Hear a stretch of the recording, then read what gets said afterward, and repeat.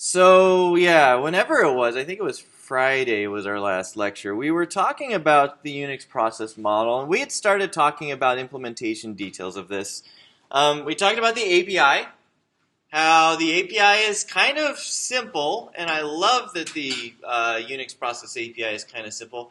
Reminds me a lot of Python. Nice, clean, simple abstractions with a great deal of power lying behind them.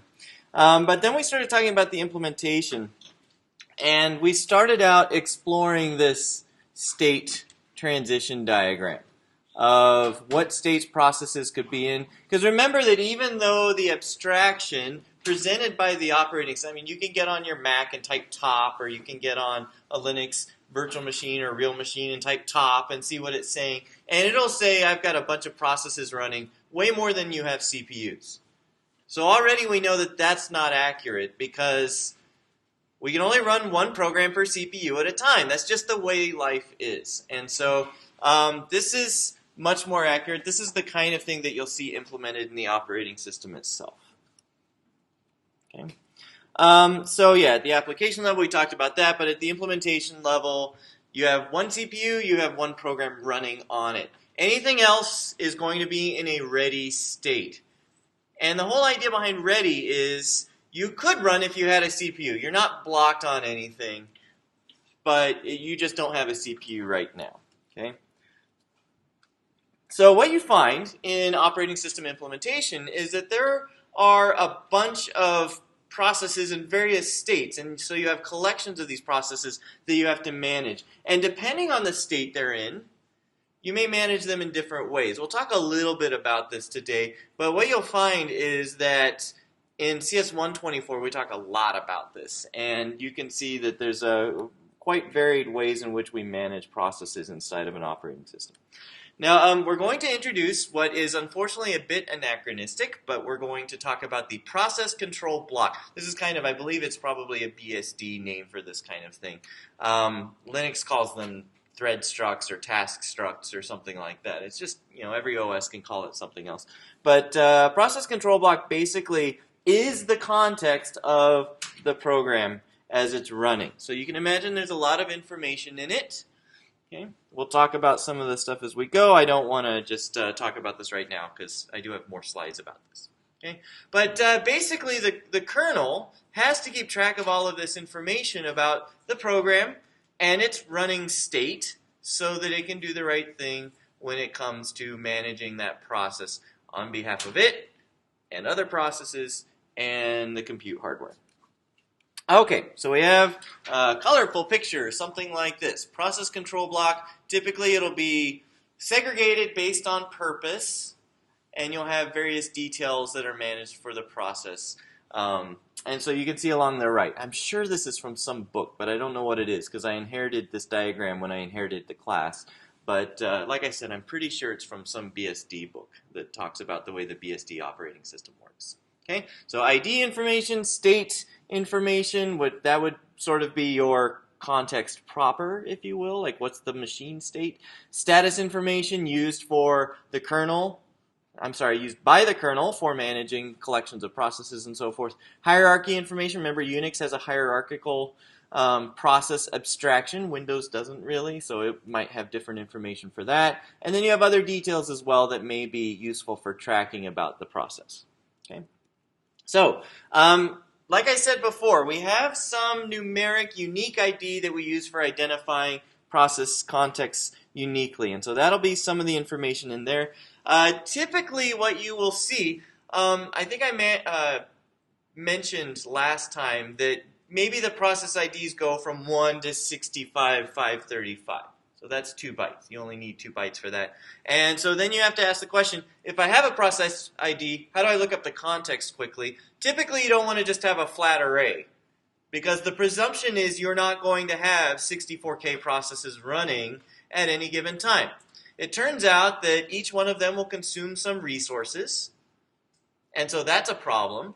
And then on top of that, context switches are expensive. We'll talk more about how expensive context switches are in the future. But if you have a bunch of processes, again, think about how much time you're going to spend doing useful work and how much time you're going to spend managing stuff in the kernel and doing context switches. Fewer processes, the less time you spend context switching. And so the upshot of all of this is that you typically will want to have some kind of sparse data structure mapping IDs to process contexts. And so a hash table is a really great idea. And that tends to be one of the most common ways of doing it. It's constant time. It's really cool. Okay.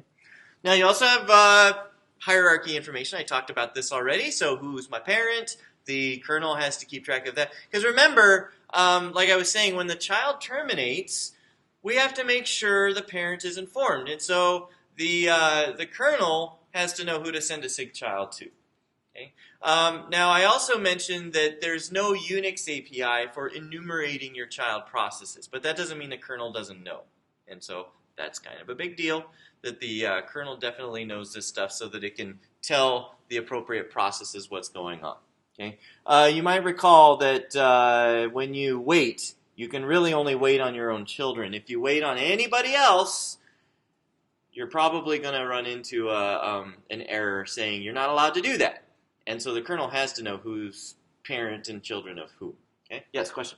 That was the question? Okay, cool. There may be one special no, it's not. Just scratch that. There is a way to tell if another process exists. But typically what it is to use the kill system call to try to send a signal to it. And so that's a way of probing whether or not a process exists. There's a sort of a well-defined mechanism for doing that. Wait is really for parents and children. And so obviously the kernel has to know who is parent of whom. Okay, state vector. This is all the fun stuff. This is kind of what you all are doing for your assignment 6, figuring out what is the context of a thread, right? So you have all this detail that needs to be kept track of.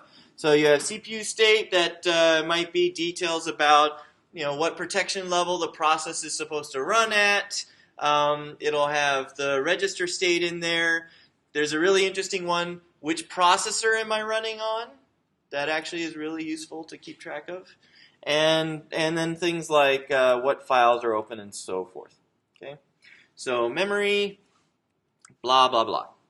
So recall that we have these hardware caches, right? We make a lot of advance in the performance of our programs by leveraging our caches efficiently. So if I kick a process off of a particular processor, that doesn't mean that all the lines containing that process's data will necessarily be evicted before that process is ready to run again.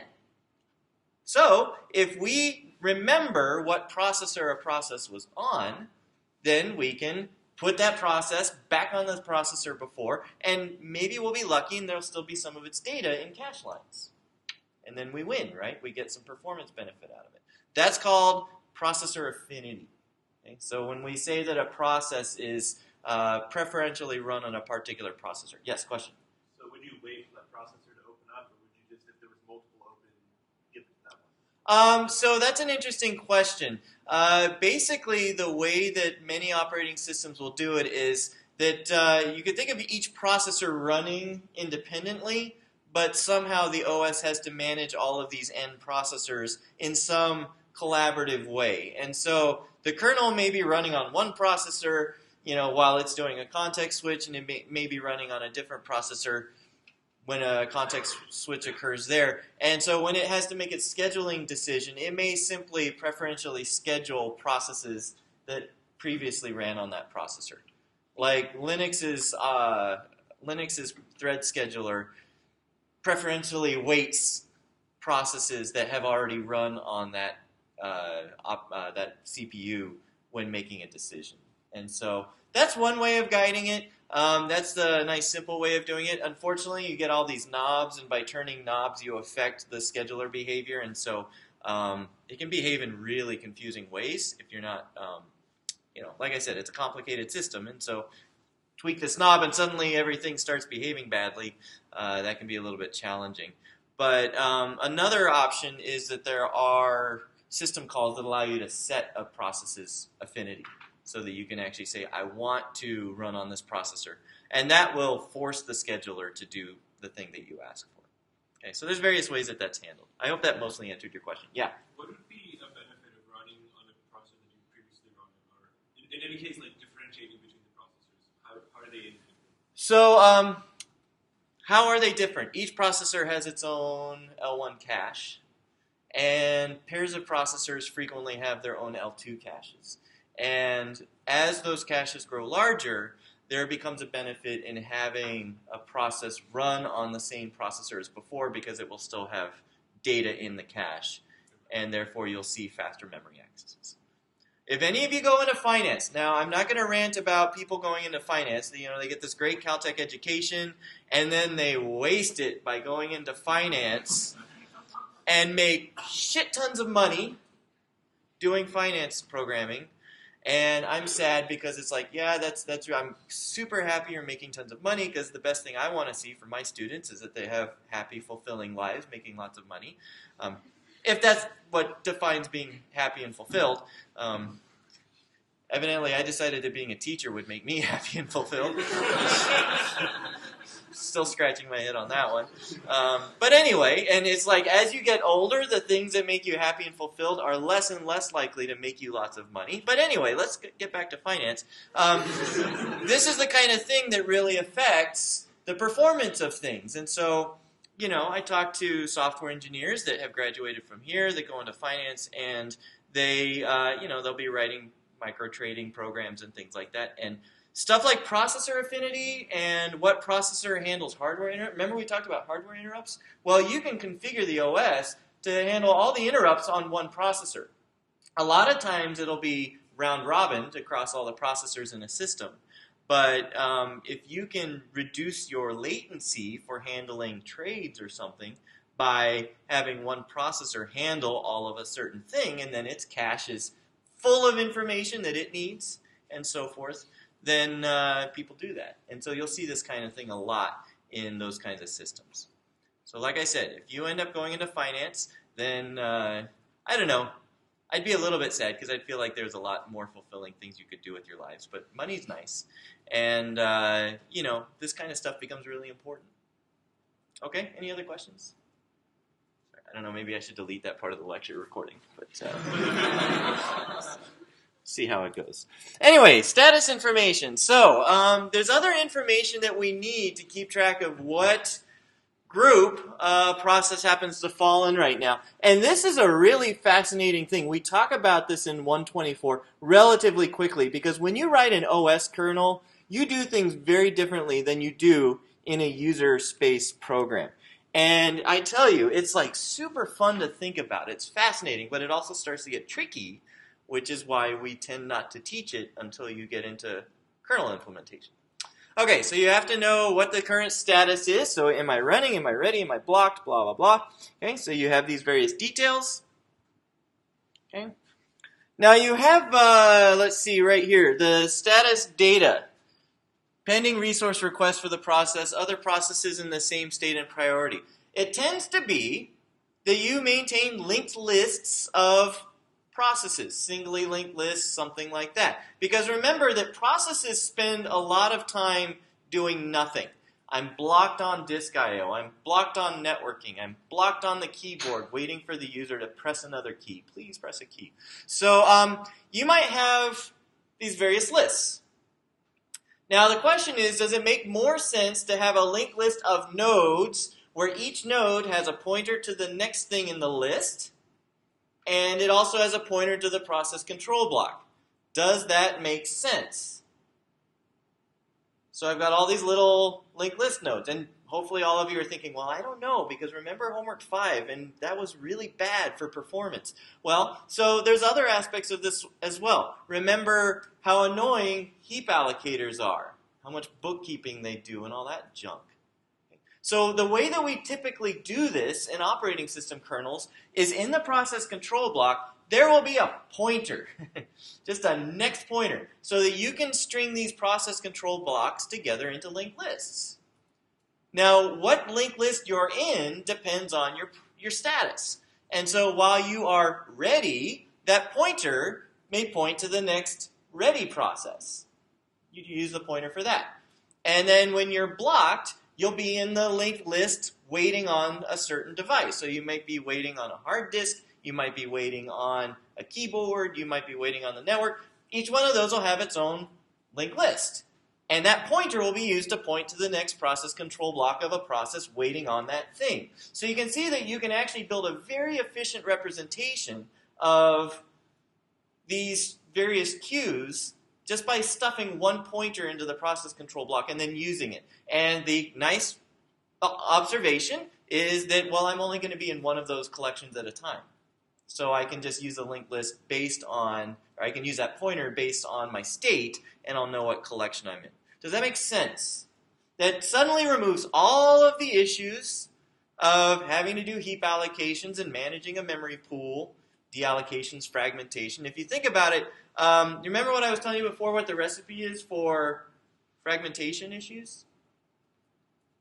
You have two components to fragmentation. Yeah. Different sizes and different lifespans. Yeah, different sizes and different lifespans. That's the easy recipe. You don't have both those ingredients, you don't have fragmentation really. So in this case, what piece of software runs longer than any other piece of software on your computer? The operating system kernel. It tends to be that there are very serious fragmentation issues that will occur in your kernel if you're not paying attention to how to resolve them. And so operating system kernel allocators work very differently from user space allocators because they just have to last a lot longer. And since many kernels are written in C, well, I can't coalesce and I can't, garbage collect and junk like that. So you have to be very clever about how you manage memory. Okay? So we spent a lot of time talking about that in 124. Okay, so those are some little details. I just wanted to point that out. Like, what is this stuff? Like, why do we care? Okay, so that's a process control block. And again, like I said, every OS will have its own form or version of that thing. So you might have in Linux I can't remember if it's called a task struct or a thread struct, but threads are the unit of concurrency in Linux. It schedules each thread individually. It actually doesn't do that at the process level for various reasons. But you basically see the same kind of information in different OS's structs for this stuff. Okay, any questions? All right, boy, I can tell I'm in a meandering mode today, so hopefully I can get through the rest of this lecture. We have various operations to support this model. Again, at a high level, we'll discuss them. You have initializing a process, removing a process, stopping a process from being scheduled, and resuming it so that it will be scheduled again. So these are the operations we're talking about. Now the question is, if we do get rid of a process, so we boot a process off the CPU, who gets the CPU next? Okay, you remember how I was talking about how operating systems are a mediator? They're an intermediary for processes. It mediates access to the hardware.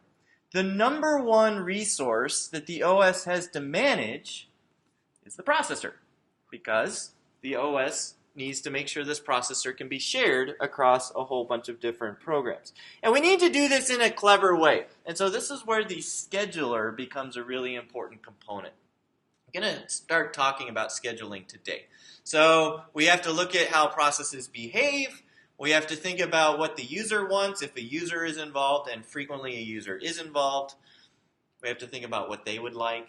And so we need to figure out how to schedule these processes in some way that makes sense. Okay, so we'll talk about that in a moment. But first we have to create, and so we have to allocate a process control block. We have to figure out what ID is going to map to that process control block. We initialize the CPU state. Now fork makes this super easy because process control blocks are copied from other process control blocks. So I don't have to think. I just copy what's already there. What should RIP be? I don't know. What's the one being forked from got? We'll just use that, and so forth.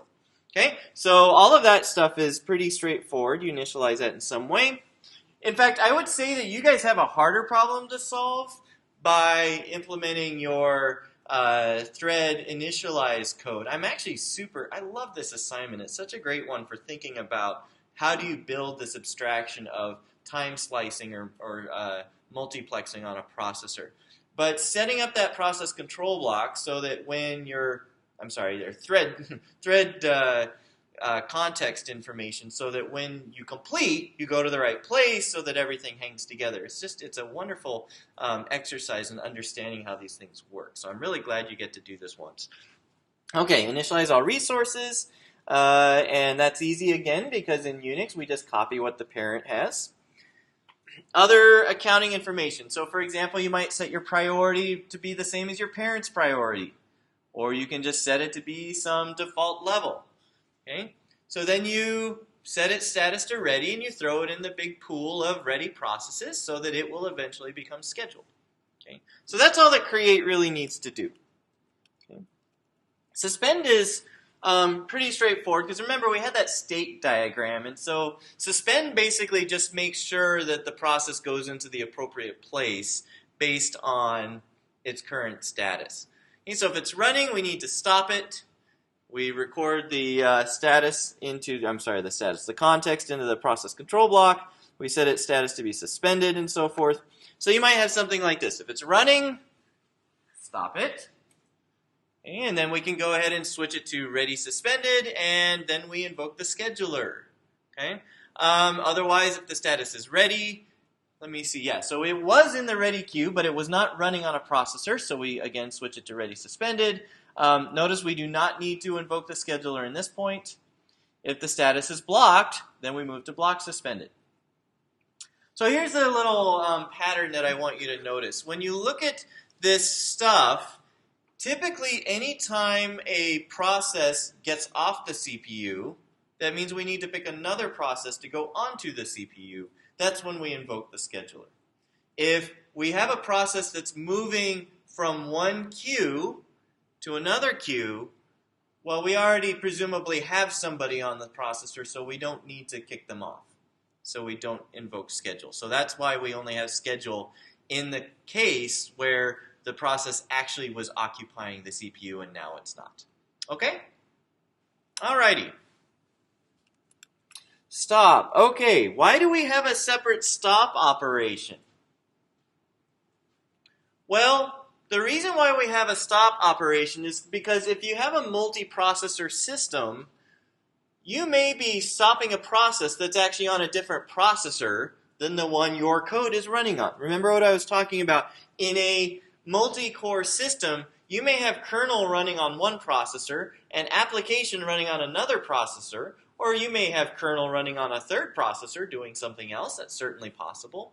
Okay? So we have to have a way of those processors coordinating between each other. And so wrapping this kind of an operation in an abstraction, a stop operation, makes it a lot easier. Okay? So if we have multiple processors, we have to get the attention of the other processor. How might we do that? Well, you guys remember our exceptional control flow? It turns out that on multi-core systems, there is a thing called an inter-processor interrupt, where you basically say, I want to send this processor a message. How does the message show up? Well, it's interrupted. Whatever it was doing, there's an interrupt handler that's invoked, and it can go ahead and pull the information necessary from deep within the nether regions of the processor, like, ooh, okay, here's the message. Okay? So that's the basic way that it has to do that. So yeah, kernel may be running on one CPU, process P is running on another CPU, so you send an inter-processor interrupt. There are like 4 different ways on Intel x86 you can do this. You can say, I want to send a message to a particular processor, I want to send a message to all the processors, including myself, and you can send a message to all the processors excluding yourself. Well, that's only 3. Maybe there is a 4th, I don't remember. But anyway, you have options like that. I suppose you could send one to yourself as well, but why? Okay. So, if this computer has a single processor, so this is kind of an interesting one. If I'm in stop, and I'm a single core system, the process has already stopped because I'm inside the kernel, I'm not inside the program. Okay? And so this is the kind of thing, when you're implementing an operating system, you have to think through these kinds of questions. Well, another program could be running only if I have multiple cores. If I'm in the kernel, then no other program can be running because I'm in the kernel. Okay? There's only one CPU. And so stop becomes really easy. Okay, and you kind of notice this on some OS implementations. Like you'll have little functions, little abstractions that are used for implementing the concurrency. And on a multi-core system, they'll do something, and on a single-core system, they'll just be a no-op. But it's a nice, simple way of building an OS that can be multi-core ready. Like this is all over Linux. It's like it's got SMP underscore blah blah blah or blah blah blah underscore SMP, and these are for operations that are necessary on multi-core, but they are no ops on single core. Okay, enough about that. Suspended processes are not scheduled. They're not in a queue that is used for scheduling. So basically at some point we need to be able to resume them. So basically you look at the current state of the process and you say, where do I move this thing? Do you all remember that I was saying that operating systems are glorified bookkeepers? Okay, you were here. What's your state? Okay, I need to put you here. You were here. Okay, I need to put you here. So really simple, right? If it was in ready suspended, well, then it can go straight into ready. If I gave it a CPU, it could run. So I'll just go ahead and move it to ready. If it was in block suspended, well, then it's waiting for some resource. If it's in block suspended, then that resource hasn't become available. If it had become available, then that process would be in ready suspended instead. The OS kernel would have taken care of that. And so we just move it into the appropriate blocked queue. Okay, so that's basically the idea behind resuming. Let me see. So the status is ready suspended, move it to ready. Curiously, we schedule.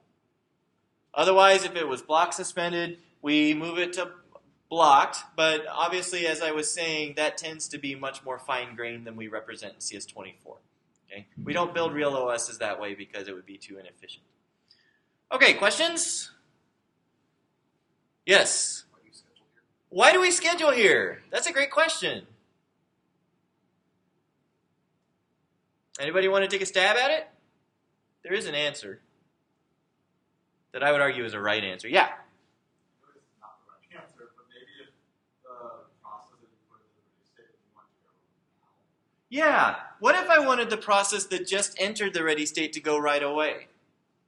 What circumstance might make that a good idea? This is why we schedule, though. You guys are on the right track. Think about it. Maybe I have a process that's blocked on something, but it is a high priority process.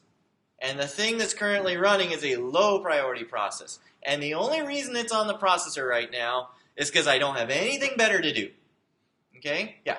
So like you'd want me doing frequent checks of your block process. Hey, are you ready yet? Are you ready yet? Yeah, so the thing is, though, is that if the process is blocked, then I'm hoping that the compute hardware will just flag an interrupt to me so that I don't have to pull.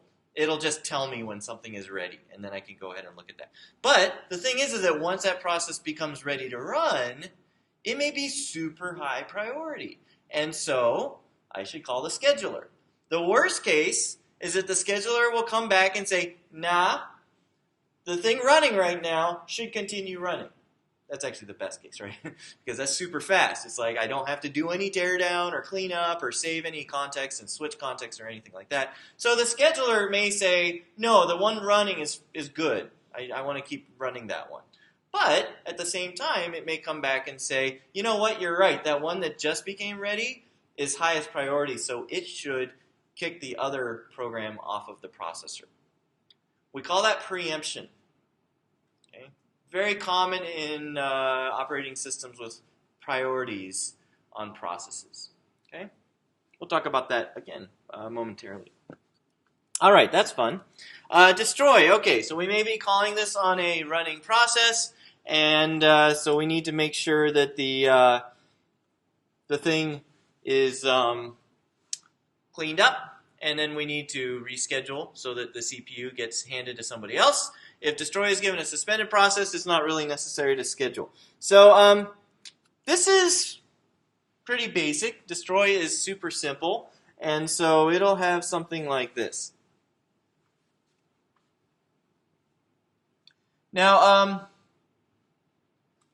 There is one little nuance here, which remember that we sort of said that processes only go from running to terminated. And this seems to not really follow that pattern. So you can think of destroy as being not quite exactly according to the pattern that we've talked about. But if you think about the fact that these resources need to be cleaned up, and typically when a process is terminated, you have exit hooks and things like that that have to occur.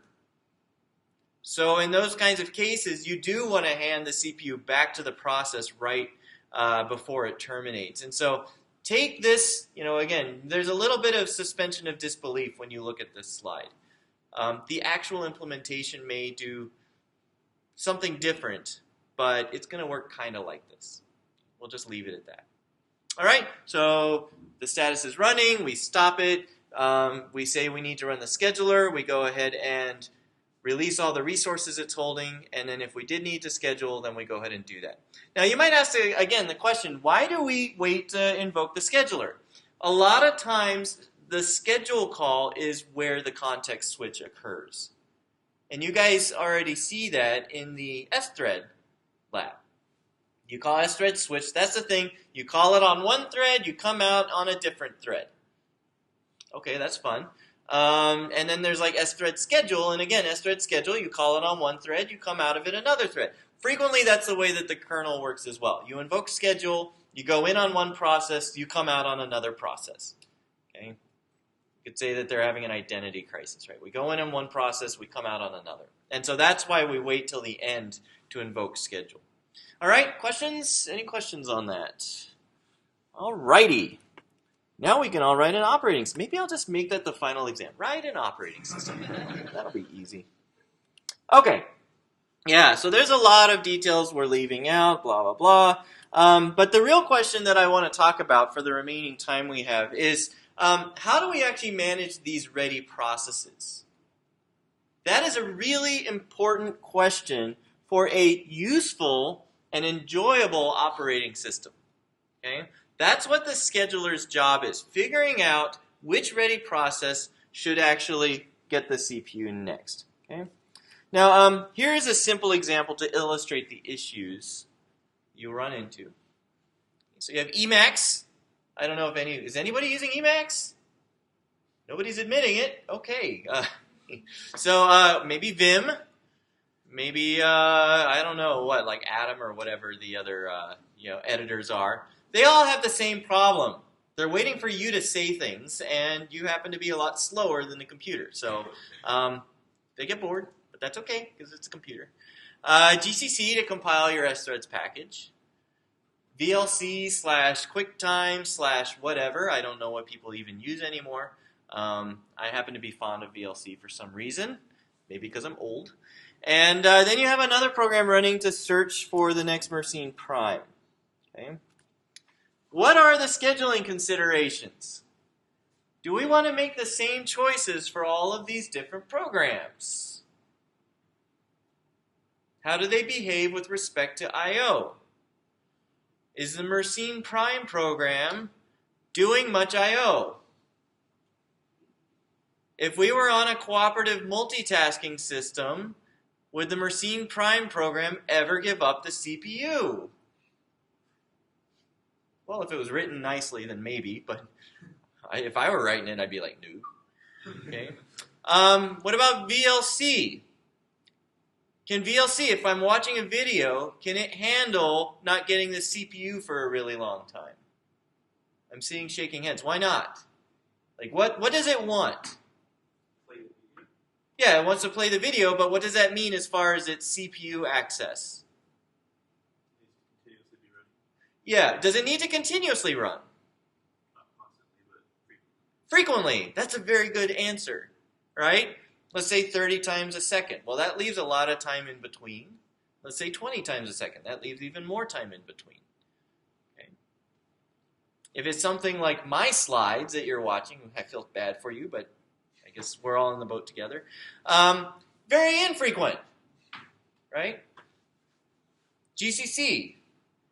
Is that going to be doing a lot of I/O? I'm seeing shaking heads, but interestingly, that's not the answer. I'm running through my program. I've got to compile it. I see pound include. What do? Go access another file, right?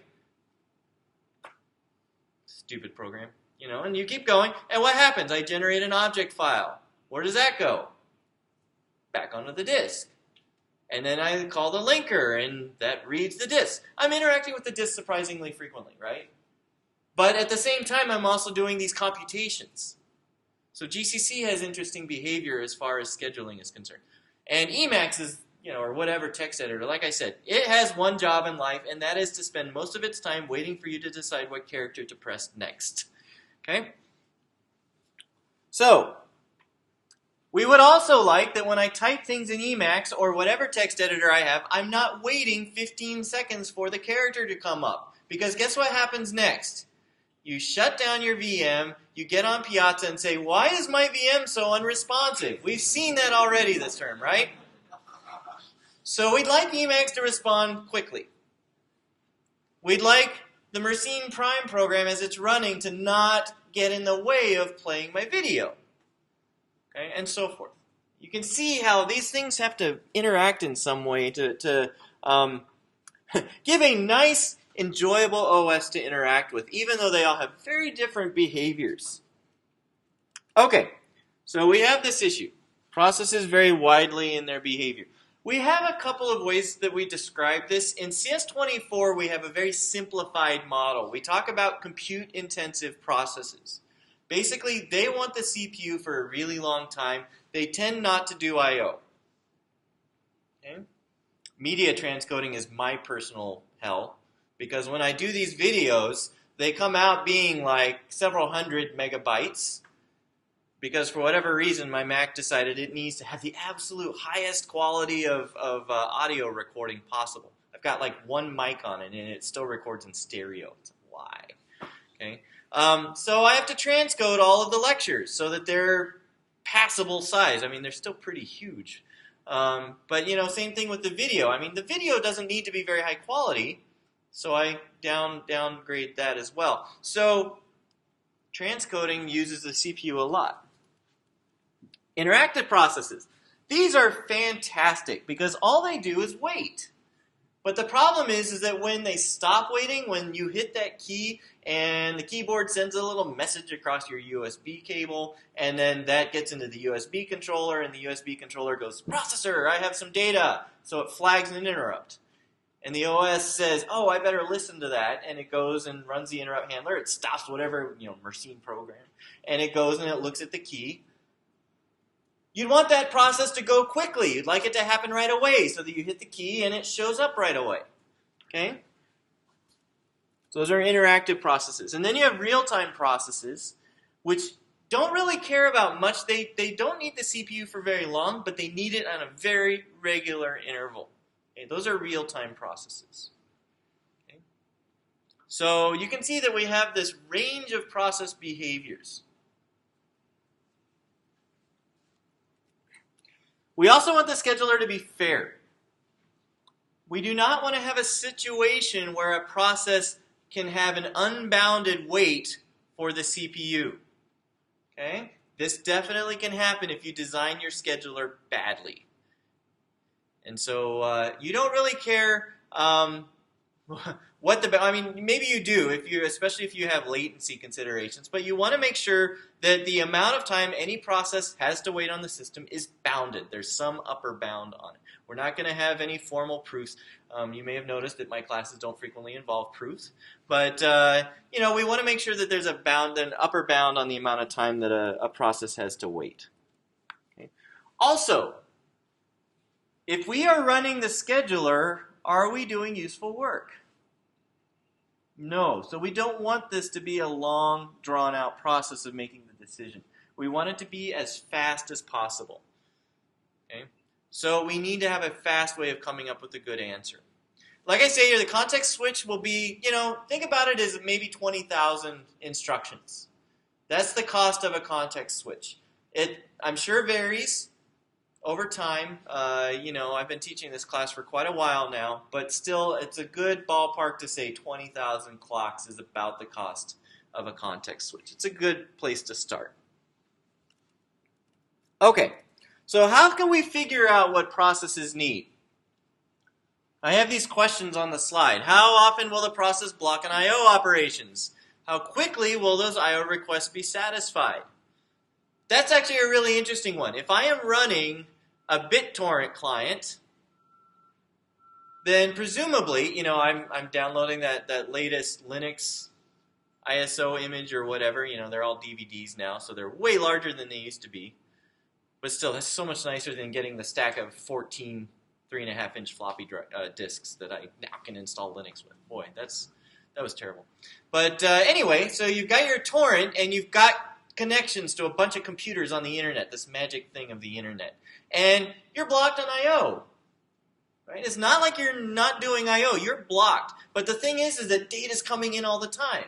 And so the amount of time you're spending blocked is not very long. So if you can observe that versus waiting on a user where you might be waiting forever, then this can be something really useful to observe. Do we have real-time requirements? Does the user expect that some programs will run for a long time? Unfortunately, a lot of this stuff we don't know. We don't know how long it's going to be before a program blocks. We don't know how long it will be before it terminates. And we definitely can't predict the behavior of the human being. I don't know, maybe Google can now, but they haven't told us that they can. So anyway, this is the kind of issue that we have. We don't know very much in the system.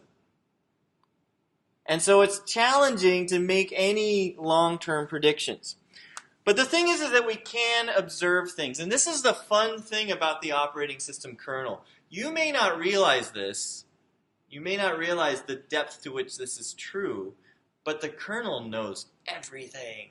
Like, it knows literally everything. It knows how many clocks a process has been on the CPU. It knows how many clocks the process has been on the CPU since the last context switch. It knows what resources the process is using. It knows what calls it's making, what calls it has made. It can observe all of these things because it's supposed to be in charge of the computer. Okay? So we make a giant assumption, which is that the future behavior of a program will be reflected in its past behavior. Tends to be a good observation. Tends to be a good approach. The thing is that processes do change their behavior over time, and you have to think about that. Okay? The MATLAB example is really great. I'm typing, so it's interactive, and then I run it. I run my little MATLAB program, and now it switches from being interactive to compute intensive. That's huge. So you need a scheduler that is flexible, so when it makes predictions, it looks at the recent history more than it looks at distant history. That's not too hard to design. Okay? But in general, we do look at past behavior to make sure that we make good predictions. Okay? So we use a simple model. What do we have to be told? If we have real-time constraints, somebody has to tell us. There's no way that we could really predict that. Especially because you may have some real-time scheduling considerations that are cyclic in nature. Okay? I need regular time slices because I'm playing a cat video, or I'm playing a movie, or whatever. Or you may have a real-time, like a one-shot real-time requirement. I need to be informed in this many milliseconds. Okay? So you have different ways in which that can behave. And a lot of times the kernel just provides APIs for a process to tell it what's going on. Okay? You also may have a situation where you say, as the user, this is not a high priority task, but I want it to run anytime the CPU is available. And so you can do things like set a process's priority, okay, so that it will be more likely to be preempted when that schedule call is made. Okay, any questions about this? This is the basics. Let me see where we are. Yeah, so I think we may finish. Simplest scheduling approach you could possibly have is called round robin. That is what happens on assignment 6 and assignment 7. We do round robin scheduling.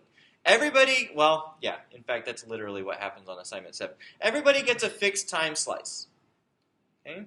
So the scheduler basically runs one process, and then when the time slice is up, it switches to the next process. And when that one's time slice is up, it goes to the next slice. Okay? Now, there's basically 3 things that a process can do to end its time slice early. And you hear us say this a lot in 124. So if you take that class, this will become your mantra almost. Blocks, yields, or terminates. That's the process getting off the CPU by itself. But it may also be preempted, so that's a fourth way that it can get off the CPU. Okay, benefits. Simple. Anybody can implement it. It's nice and easy. It's also fair. Everybody will always get some time in a bounded, obviously the more processes you have, the longer that will take, but at least everybody will always get a chunk of time on the processor. Okay? Compute-intensive tasks love this because they basically have a guarantee that they're going to get a nice large chunk of time on the CPU, and they're not going to be interrupted or kicked off the processor by something else that's higher priority. Okay. Interactive tasks hate it, though, because the interactive task doesn't get back onto the CPU until everybody else has had a go. And so somebody presses a key, and it may be a second, and then you get the reaction of the program to the key. Okay? So interactive tasks really hate round robin. Okay? Now, the reason why we talk about round robin is because you can tweak a few basic things about it and suddenly get into more interesting scheduling algorithms. And so it's a sort of a nice basic starting point. We talk about it in 124 as well. I love the scheduling stuff. It's a really challenging problem.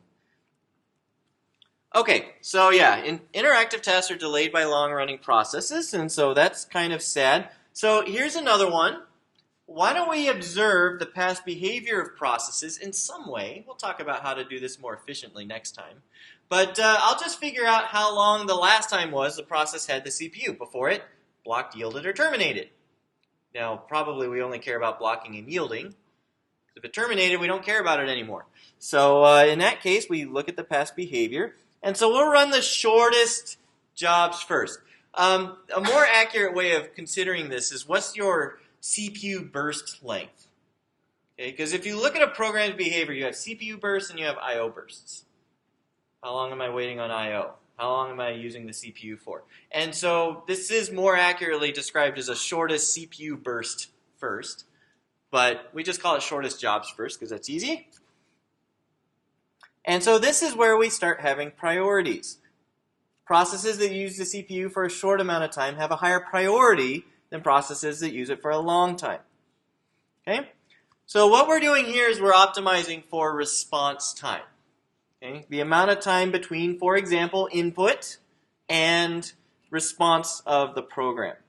So if we had something like this, 4 jobs, estimated lengths 1, 2, 4, and 8, we would schedule them this way, and you can compute the average response time. That is the time between the event occurring and the process beginning to run. Okay? And so you can see that the average is going to be 2.75. Just to show you an illustration of how you could make this awful is do the longest job first. And you end up with a much larger average response time and a much larger maximum response time. So shortest jobs first is a nice, simple way of trying to be friendlier to interactive processes. Okay? So let me see. How much time? We have a little bit more time. So what if new jobs show up while current jobs are still executing? What do? Remember we had that whole schedule thing? I move from block to ready, and then I call schedule so that I can preempt somebody who's on the kernel. On the CPU. So let's say that I had this running, and I was halfway through that red job. So I have 2 more units of time left, and a new job of length 2 shows up. Where do I put it? Well, I already have one of length 2, so I would put it after so that I can take advantage of my hardware caches and processor affinity and all of that. So maybe I'll put it next. What's happened to our green job? It's sad, right? So the question is, what would happen if small jobs keep showing up? What issue do we run into? Yeah. Is there a bounded amount of time before our long job will get the CPU? No, unfortunately not. Right? So we say that this is not fair. This scheduling approach is not fair. Okay? So a fairer way to deal with this is to perhaps incorporate some metric like how long have you been waiting for the CPU? And then that would slowly bump up the priority of long jobs so that they eventually get the CPU before a shorter job and they get to run. You could do something like that. You could have epochs or epochs or however you decide you want to say it, where you say in this epoch, everybody has to finish, and then we'll start a new epoch, and the short jobs will go first. That's how Linux used to do it up until, I can't even remember the year, but up until like 2.4, the 2.4 kernel, I think. Okay? So you have various ways that you can solve this problem. Okay? So you can see that making things fair sometimes makes them slower. Okay? So let me ask, any questions about this quickly? Alrighty. Super fun algorithm. Take 124 if you want to see more details about this, because there's other aspects of this that are really fascinating, but we don't get to talk about them. Next time, we'll talk about how you do real-time scheduling and how we combine all these things to make a nice general-purpose scheduler that can handle this. So I'll see you next time.